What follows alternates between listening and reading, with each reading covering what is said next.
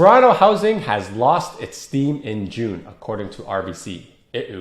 We're seeing a big shift in the buyer and supply dynamics right now. So does this mean we're in a buyer's market, a seller's market, or a neutral market? I'll be explaining more on this week's reaction video. Now, if you're looking for some help on how to navigate this real estate market, whether in a buyer market or seller market, which I'll explain a little bit more later in this video, you can book a call with me using the link that's on the screen. It's right here, www.chatwithzen.com. Simply click on the date and a time that works best for you. And then when you see the prompt, fill in your name, email, mobile phone number, and the question you have for me, and then we'll chat then. Good day, Toronto. Welcome to another episode of Prime Properties TV. My name is Zhen, and I run and operate a RE/MAX in the Greater Toronto area, on top of making awesome educational real estate content just like this one for you. And if you're enjoying the content so far, make sure you spread the knowledge by smashing the like button and subscribing to the Prime Property channel.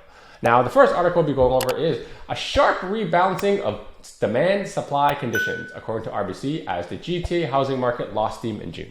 So what they're saying is, in June, when we got the rate hike, effectively all the buyers like, and they got spooked out, and it kind of shifted the amount of buyers that are in the market relative to the sellers. So a lot of people, I'd say the sellers saw that, hey, you know what? The spring market's pretty strong. They wanted to come on. So we had a late surge in listings in June. And at the same time, when the rate hikes kind of came, the buyers like, I'm out, right? So we had more listings come on, and then there was also a lot less buyers because they left the market, right? So that's kind of what they're talking about right now. So this is a sharp rebalancing of the demand supply curve. Now, they're saying here exactly that because of the rate hiking cycle, it pushed some buyers to the sideline. Now, a lot of people weren't expecting the June rate hike. So when that came, it came as a surprise to most people. And then the July one kind of just like was a nail in the coffin. It kind of just made everything like freeze over. So they're saying here, for now, home prices continue to appreciate rapidly. Remember, home prices are a lagging indicator. When there is supply increase, less buyers, these sellers have less leverage, less likely of multiple offers, meaning that prices have room for discovery downwards, right? So it does take some time for this to play out. The real question is, are we going to see a reversion back to a seller's market in September or not, right? And I'll go more on that later.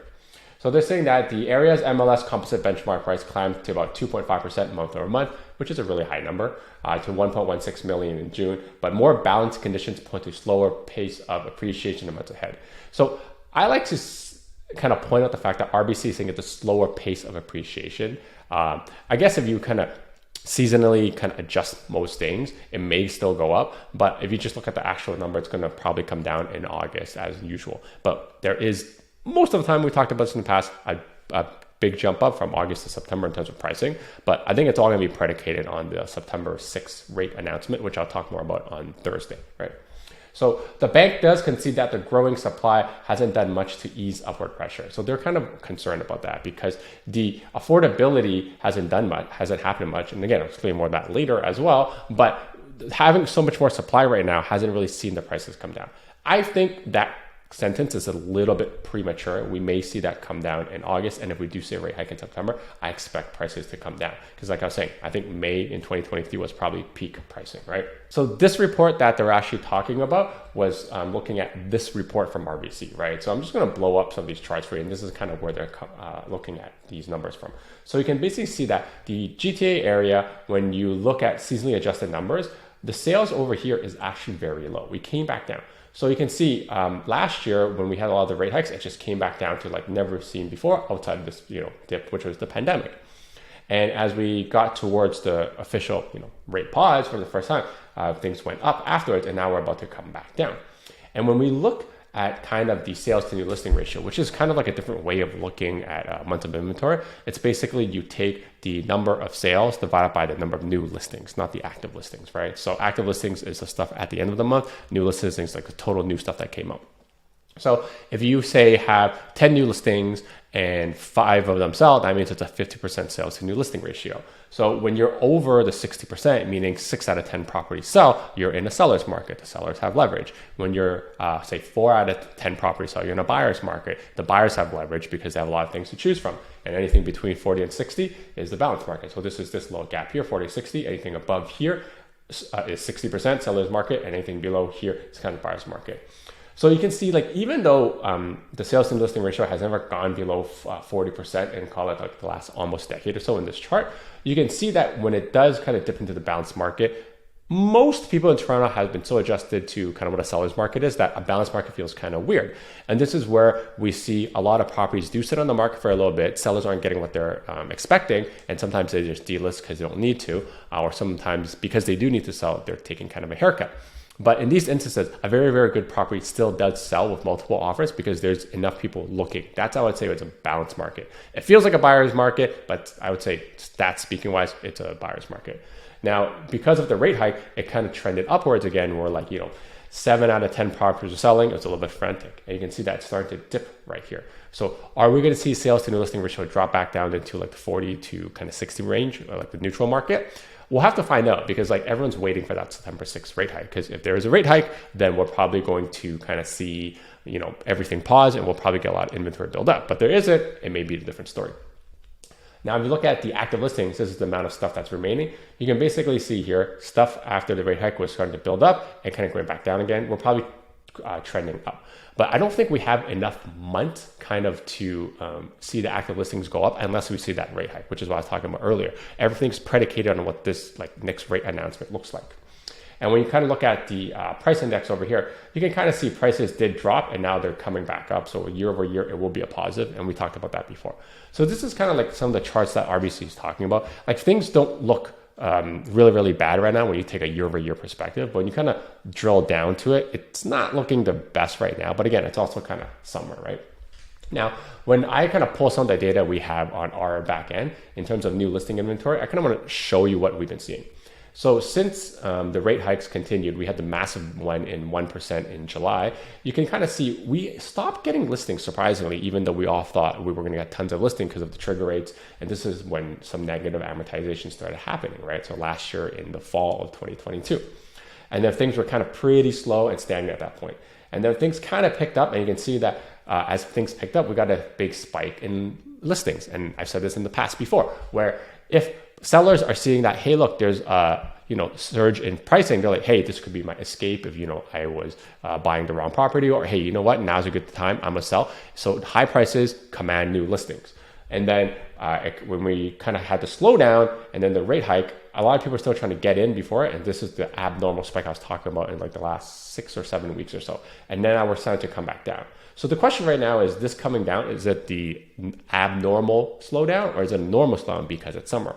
And we'll never know the answer. When I look at kind of prices and inventory, everything changes on a dime from August to September. Not because of what the Bank of Canada necessarily does, and in this year it will have an effect, but more so because everyone's just on vacation right now. Trying to get anything done is incredibly difficult in the summertime in Canada because we get 2 or 3 months of summer. So that's kind of why it's very hard for us to say what's going on right now.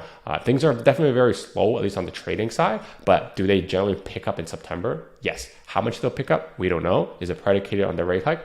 Very likely, right? So at the kind of end of the article, you can see here, our view had been that, and in fact remains that the initial stage of the recovery would have been gradual in the face of a massive ongoing affordability challenges. So the affordability challenge I've talked about many times before, and it's very difficult to kind of put into words, right? So I just kind of put in numbers for you to kind of explain it. So I'll give you 2 examples. You have the condo side and then the freehold side, right? So let's say you're buying an average condo in the springtime of this year, so call it $600,000. The rates were 4.9%. Some were lower for first-time home buyers, and it was even lower if you were insured. But at that point, you're looking at $2,500 a month in payment, which was fine, right? But because the rates went up, so this is the fixed rate, not the variable, okay? So there's a little bit of a difference there. The fixed market went up by 1% or 100 basis points, and you can see that when you buy that same condo, let's say prices didn't move because it takes time, like I was saying earlier, it's still the $600,000. Your monthly payment is up to $2,850, so you're up about $300. Or in this case, you're paying an extra 11.76% more money for the same property because the interest rate's higher. And this is what I've always said.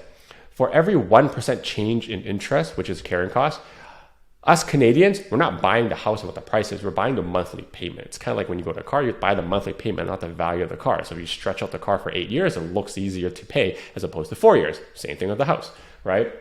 So every 1% makes about a 10% difference. That's always been the rough approximate math. So you can see that if someone was being stress tested or they're looking at the affordability, for you to pay that same $2,500 a month, which you would have had to pay at a 4.9% rate, you would have to bring the price back down to $540,000 or a 10% drop, which is roughly on par with this delta over here. So our price is going to drop 10% because rates went up.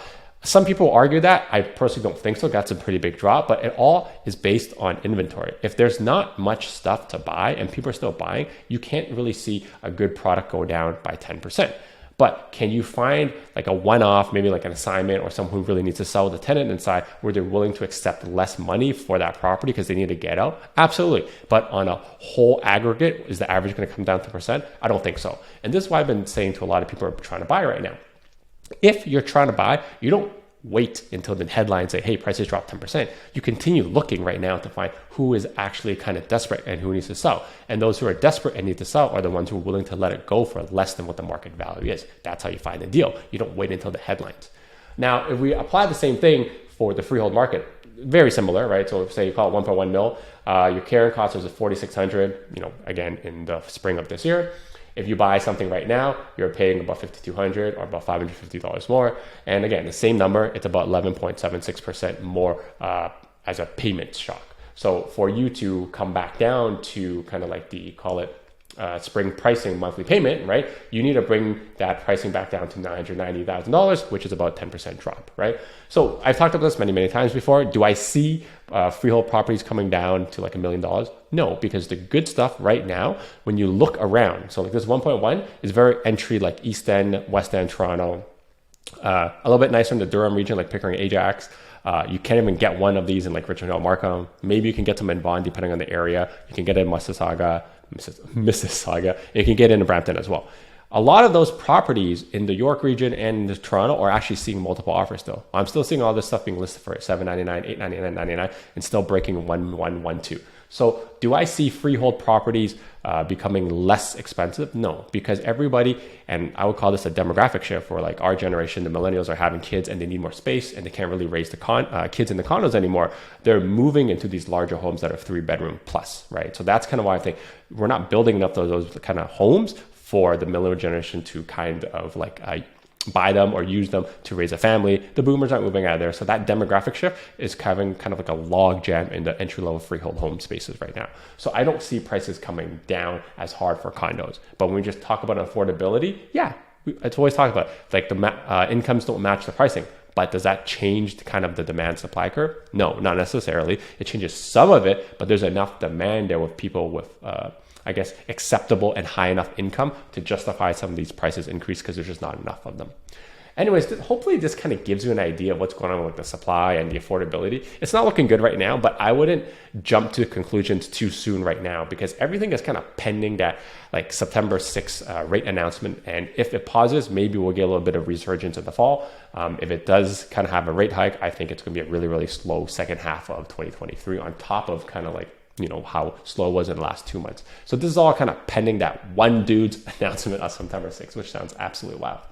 Anyways, hope this gives you a little bit of clarity. If you are looking for some help on how to navigate this real estate market in the upcoming fall market, you can book a call with me using the link that's on the screen. It's right here. It's www.chatwithzen.com. Until next time, your move, your future. See ya. Now that I'm done watching this video, I think you should check out this video. And you know what? Why don't you check out this video too?